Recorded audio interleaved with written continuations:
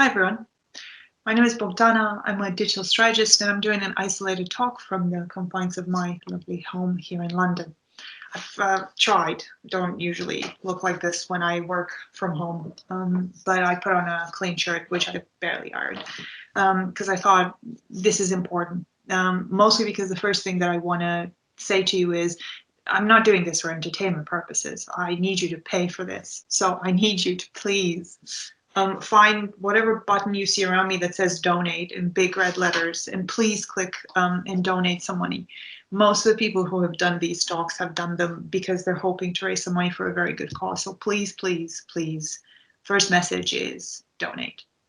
And then I have some admin bits. The admin bits are mostly that my sound is obviously as good as I could get it from my house. I've made some notes. You will see me looking weirdly to the left because my notes are on my other laptop on my chair, and I will take a sip of tea from time to time because I've really done this 4 times, and every time something's happened and I've had to stop midstream. The other admin bit that I think is quite important is for you to realize that everything that I'm saying here is a bit freestyle. I have some notes, but it's a bit freestyle. It's a representative of what I know and my opinions about the subject. The things that I'm going to say are not necessarily representative of what my employer thinks about this subject.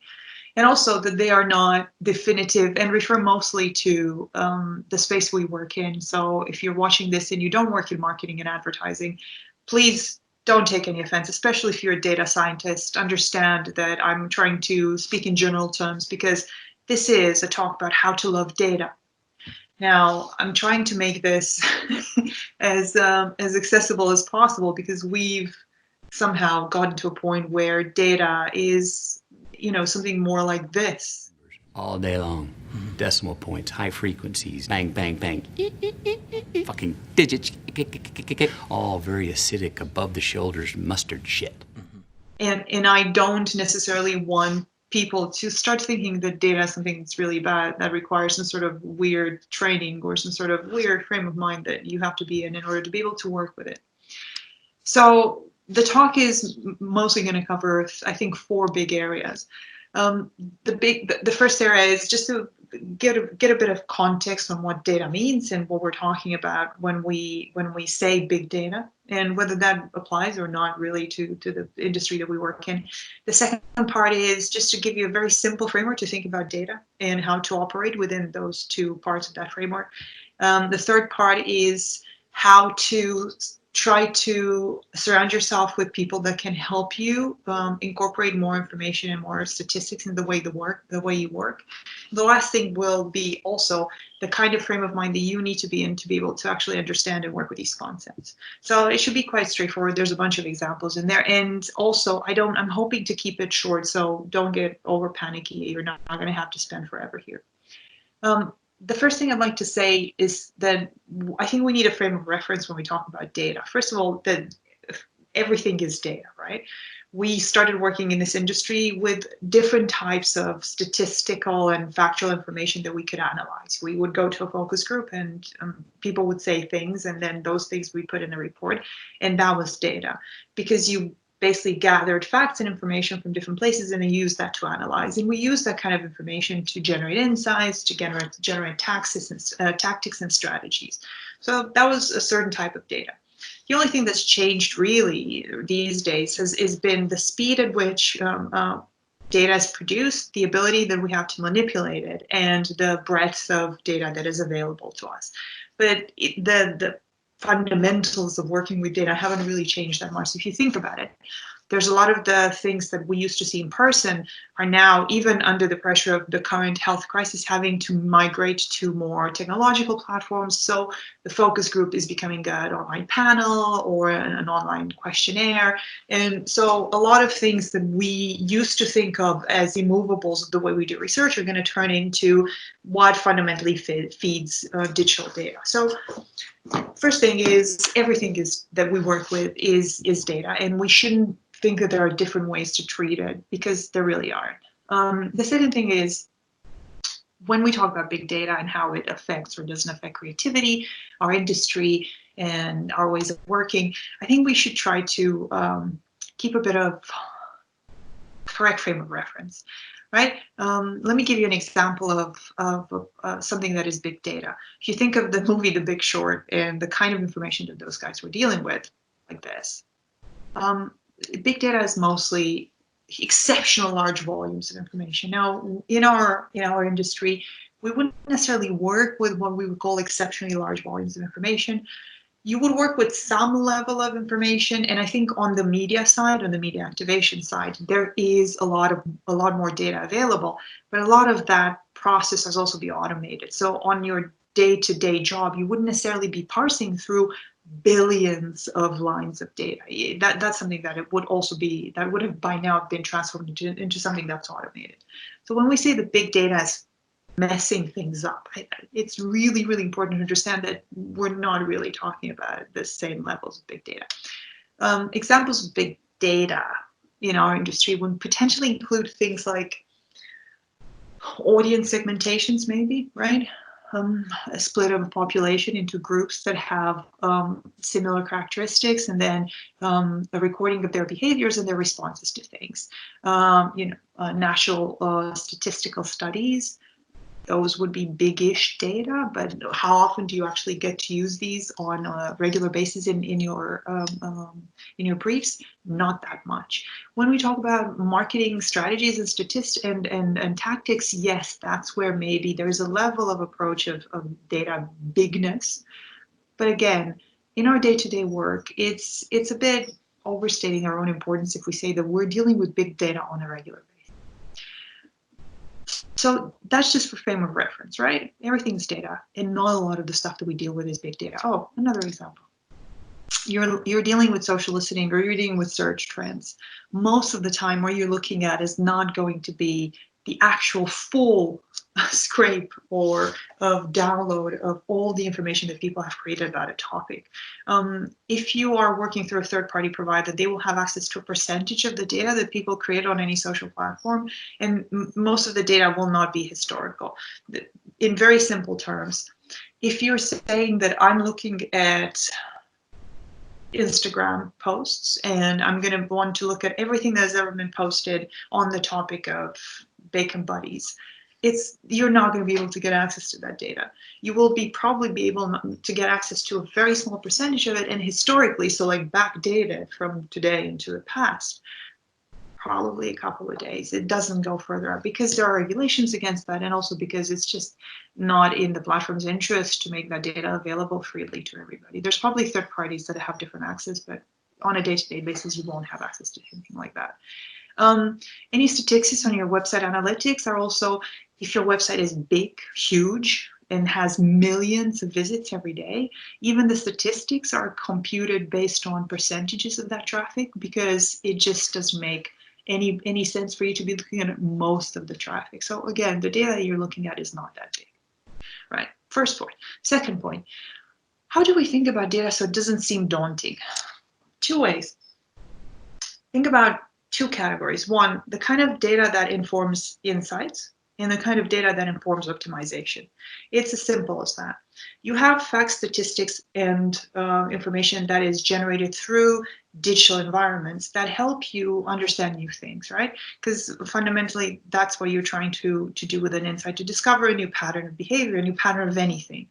And you can do that with digital data. The way you do it is exactly in the old ways. You look at what people are saying and what people are doing and how people are behaving, and you try to formalize that information into clusters, and then you look at the clusters and you try to draw conclusions.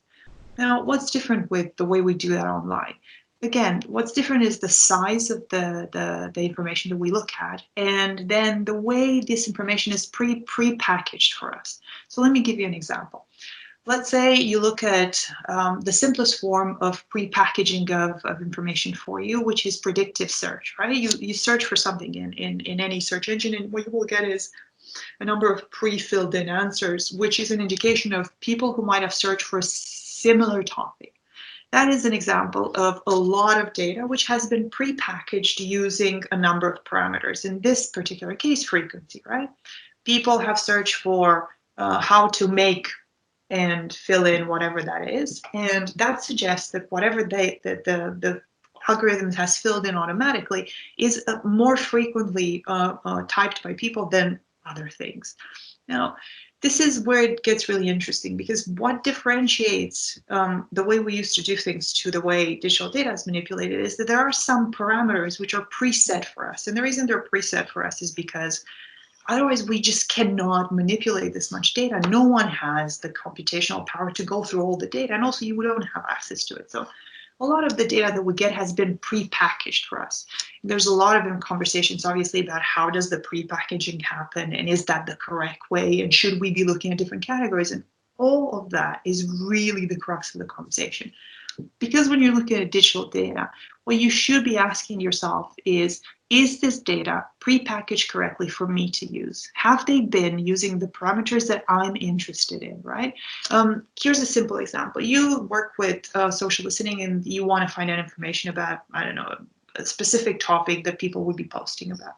So usually, the first parameter that's being used is volume of mentions, right? Which people, how many people have mentioned the same thing more frequently? And if you think of volume as a parameter, volume is not necessarily a good parameter when you're looking for an insight, because that's statistics, right? An insight is not necessarily something that is so repeatable and obvious within a large population that everyone can notice it. So volume will not be an interesting parameter for you to use. When you talk about data that is used to inform insights, what you need to remember is ask about the parameters that have been used to cluster that data. Figure out where the data is coming from and whether that is interesting and relevant for you. And thirdly, just remember that whatever comes at you is not the insight. You still have to do the work to actually figure out what the insight is. So, that's the kind of data that you would use for insights. Then there's the scariest type of data, which is analytics. Now, nobody really seems to like analytics unless people who actually work in optimization. And that's why, that's because generally analytics and web analytics particularly should be used just to optimize, right? They shouldn't be used to inform insights, because what they show is, let's say, a differential between what you're trying to achieve and what is actually happening. So let me give you maybe two examples for that. The first example would be something like the very much vilified view-through rate, right? If you work with video, you produce video and you produce video for consumers, at some point someone will have said to you, well, the view-through rate is down in the dumps, and we need to make videos 5% of videos. Therefore, we should make our videos shorter so that people watch more percentage of that. And again, going back to what we were saying about insights and parameters, is exactly the same problem here. You shouldn't be using cues about the length of video to decide on a wide scale that is an acceptable behavior. So you shouldn't be using an optimization cue to draw an insight from. What you should be using is an optimization cue to optimize present performance. So when people say to you, in general, in videos online, only 5 to 6 seconds are watched and then people drop off. Therefore, you should make videos that are shorter, or you should put all of the information in the first 5 seconds. That is someone telling you optimization information, but also transforming it into an insight of how you should be doing things. And that's not correct. Because here's what I would say. What I would say is the conclusion you should be drawing from people are only watching 5 to 6 videos of 25-second videos online is not that you should be making shorter videos. First of all, you should be asking what people. Second of all, you should be asking what videos. Third of all, you should be asking what the context. Fourth of all, you should be deducing from that is not that you should make shorter videos. You should make the first seconds a bit more exciting. It doesn't say anything about the length of the video. It just says something about the way we choose to present exposition in online video. So that's the first example for how we sometimes misuse analytics. The second example, for instance, would be time spent on site. Time spent on site says something about the amount of time you spend with a piece of content on a static web page. And again, people have a tendency to transform that into a metric. So they try really hard to get people to spend a lot of time on the pages. And, they use this very long kind of scrolly, never ending scrolly things, because that is potentially a measure of the quality of the page. And I think what's happening there is also one of those very weird phenomena where you have a metric which basically measure current performance, transform into a KPI, which is a future predictor of success. So you are looking at time spent on site to decide whether you're successful with your website. And unless what you're trying to do is get people to stare at one page endlessly for a very long period of time spent on site is not a metric of success. What it is just a way for you to optimize something for your website that will get you to the kinds of success you're looking for. So for instance, what you could say is time spent on site is an indicator of what you should be tweaking so that people actually click off faster or add something to cart faster, right? If your objective is to sell, time spent on site is not relevant unless that time spent on site means something for sale. So those are two very simple examples of how optimization cues are sometimes used to draw really big conclusions about how we should be behaving. But out of both of these examples, there's a very simple conclusion to be drawn. And that conclusion is that you shouldn't be taking everything that you hear at face value when it comes to data. Remember that most of data has been preset within some parameters for you. And what you should be thinking about is are those parameters the right ones for me? Is the data being used to answer the questions that I need to answer? Or are people just putting information in front of me in clusters that they're able to generate, and I'm having to use those clusters, but they're really not useful for me? Always also try to remember that you are not looking at information in order to draw a conclusion based on the information that you have there. You are looking at information as a tool to answer a question that you have. So always go back to the kind of question that you have. And the last thing that I wanted to say about this was it's not going to go away. I mean, one of the things that we really need to be aware of is that however much we don't like this, and I'm going to point back to the Matthew McConaughey thing at the beginning. I understand that it's not that awesome for people to be looking at spreadsheets and try to understand a lot of numbers. Not a lot of us have gotten into this business because we love maths. But it's not going to change, and it's not going to change because the technology that powers digital is easier. It's going to make things faster. It's going to make things more measurable, and we're not going to be able to avoid that. So one thing that you should be doing, or one thing that you should be aware of, is that you need to be surrounded, or you yourself need to have the necessary skills to be able to work with data. And that means two things. So it means either you start to learn a bit more about this and start not to worry so much about it. I understand that it's actually there to help. Or two, you actually become an advocate within your organization for more data science capabilities and more data analysis staff to be put in place. So you either learn yourself or you surround yourself with people who can actually do it. That is the only way you're going to start worrying less about data, and you're going to start enjoying working with it more, because it is, at the end of it all, just a tool for you to be able to do your job a lot better. So that was all I had to say. Well, not really all, because at the end of this, again, if you've made it to the end, we will be looking at the analytics to see if you have. Please remember, both me and yourselves and all the people on this website are here for a very, very important goal, which is to raise some money. So if you haven't done so, please use the button and donate. Thanks so much.